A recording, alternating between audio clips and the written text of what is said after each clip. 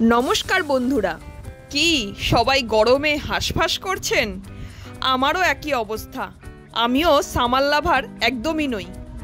তবে এই সামার লাভার হই বা না হই, রোদের তেজে হাঁসফাঁস করলেও এই সময়ে মেলে কিন্তু কিছু মন ভালো করা ফল, যেমন আমার প্রিয় এই তালের শ্বাস। আমি ভালোবাসি বলে পারুল মাসি বেশ কিছু তালের শ্বাস এনে দিয়েছিল আমাকে। আর ওদিকে আমার কর্তার পছন্দ কাঁঠাল, তাই তার শাশুড়ি মা মানে আমার মা নিজের গাছের থেকে পেড়ে দিয়েছে এই কাঁঠাল। এইটা ৬-৭ কেজি ওজন আছে। এটা বেশি বেশি 10 কিলোর উপরে আছে। কাঁঠালের সাথে পাঠিয়েছিল আরও একটা নাম না জানা ফল।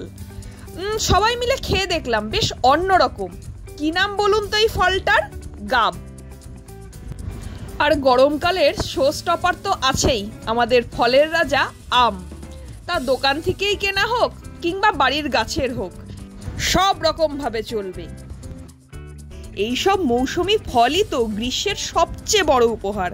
তাই গরম পড়লেই ফলের ঝুড়ি সাজিয়ে ফেলি স্বাদ, শান্তি আর স্মৃতির জন্য। কি তাই তো?